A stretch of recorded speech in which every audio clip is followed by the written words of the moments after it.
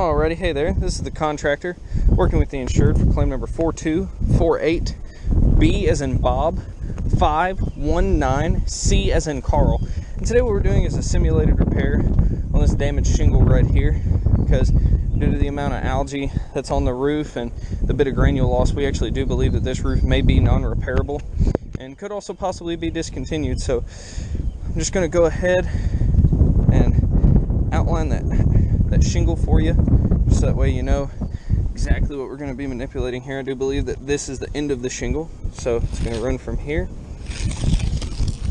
over to here. This is going to be the entirety of the shingle, and I'm going to go ahead and list all the different kind of damages that we can run into while conducting this simulated repair. First, we have mat transfer, which, you know, everybody in the roofing business knows what mat transfer is. Nail pulls.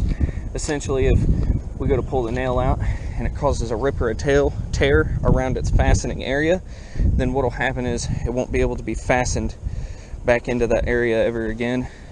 As far as putting the shingles having to be manipulated back, any kind of excessive tearing, any kind of creasing, or any kind of excessive granule loss, because if there's excessive granule loss that happens around this area, then what we would have to do there is replace those shingles, because it decreases the longevity of said shingle. So I just want to go ahead and show you right here, you know, none of these shingles, none of these tabs have been manipulated in any sort of way. I'm just going to kind of show you all the ones that I am going to have to manipulate. So I have to manipulate a total of 4 on the bottom for the first row of fasteners and 3 on the top for that second row of fasteners. So I'm going to go ahead and unseal everything. Now this is where all of the mat transfer and tearing would most likely occur. Seems like these two were actually already unsealed and look like they're beginning to crease right here as well too. Alrighty. Alright, that one gets a pass on the material transfer there. That one gets a pass as well. Alrighty. Looking up here, we have some dirt, debris, some minor granule loss, but I'll give that one a pass on the material transfer. Alrighty.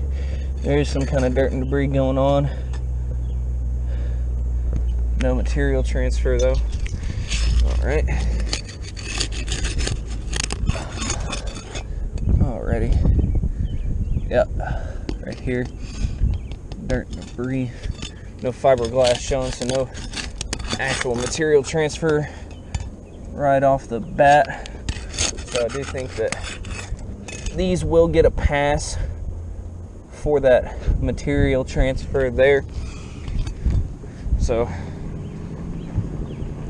I'm going to just go ahead and give it a pass for the material transfer. Doesn't get a pass on any kind of tears or anything yet, because sometimes that can happen. So I do believe that I'm going to have to go from how embedded these nails are underneath the shingle to be able to remove the fasteners, and I'm going to do it from right to left in that fashion. Oop. Got rolled back there. Now this is where we would experience our nail pulls right here. We go ahead and move this pitch hopper over here, so that way I have a place to sit all the fasteners without them disappearing on us.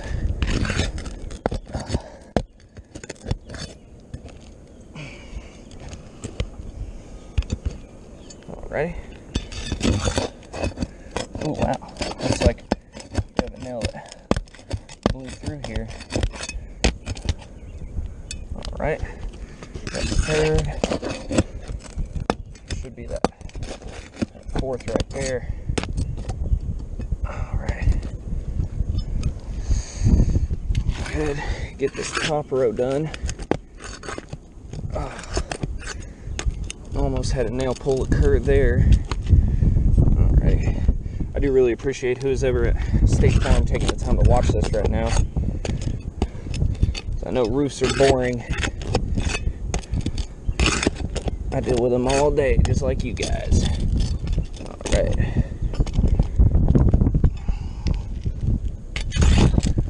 And any kind of, oh, looks like we got a nail pull happening here. Yeah, I was just about to say any kind of damage that occurs from manipulation, I will document and show you guys. But this is, take a picture of it. My camera's a bit more HD than this GoPro is, but right here, get my hand up under here just to show you where it tore right there. That's what a nail pull looks like, where the fastener area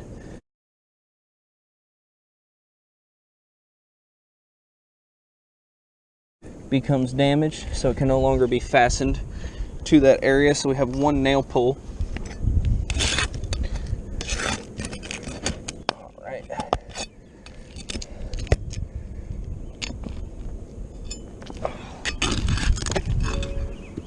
Alrighty. All right. So we are good there. We should be able to slide this shingle out. Alrighty. I'm gonna go ahead and flip it around here. So there is no manufacturer identifier. About 11 years ago, everyone was required to have it say do not remove, no keytar, Miami-Dade County approved, as well as the manufacturer of the shingle. And the fact that that's not on here lets me know that this shingle is more than likely 100% discontinued. So while I'm standing up, I'm just going to go over here and mark one nail pull.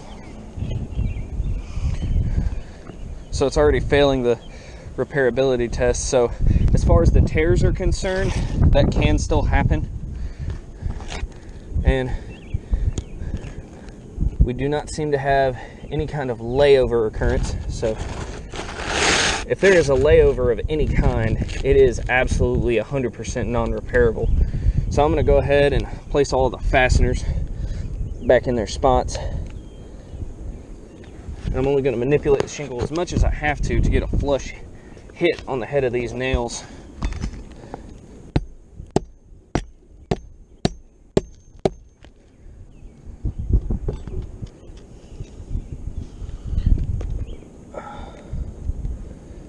Get this down in there. Alrighty. Do seem to have some kind of creasing that is already starting to occur. This one might be able to push in. Nope. Can't do that. Alrighty. We do seem to have a very solid tar line as well.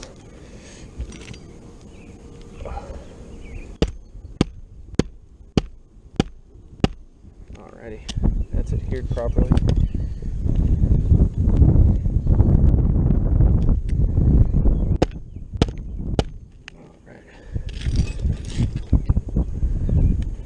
Alright, we got one more right here where that nail pull happened. Yeah, will not be able to be fastened down. Actually reduces the longevity and the wind resistance of the shingle, which compromises the roof's ability to protect the rest of the home.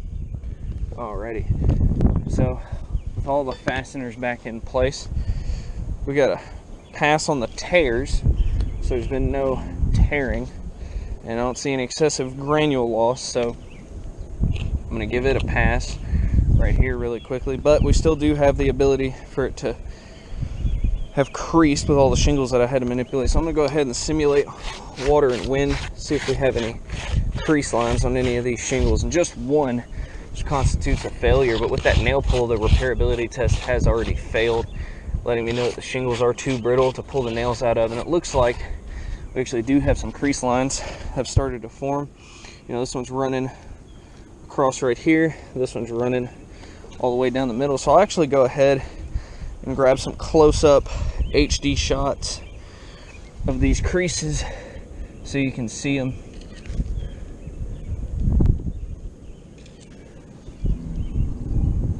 Here's the shingle right next to it, so that way you guys can see these creases perfectly clearly, just like that.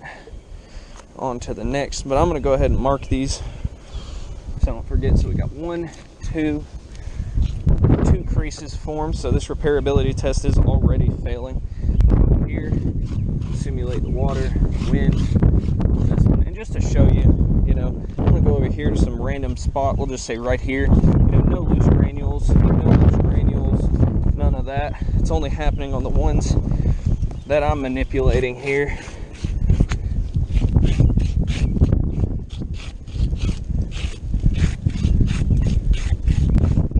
It does seem to start. It is starting to rain here, so just bear with me there. It does look like we are having a crease starting to form here. We got one starting to form here and here, so we have 3 more creases that have started to form. Go ahead and mark them. 1, 2, and 3. So we actually have 5 creases in total out of the 7 that we had to manipulate. And I'll grab close-up picture as well, so that way you guys can see right there. I'll get a big overview for you too as well. All 5. There's the area, there's that, but this lets me know that this repairability test has been a fail. Again, I really appreciate you guys for taking the time to, you know, view this documentation. So if you guys have any comments or concerns, please feel free to reach out, and I look forward to hearing back from you.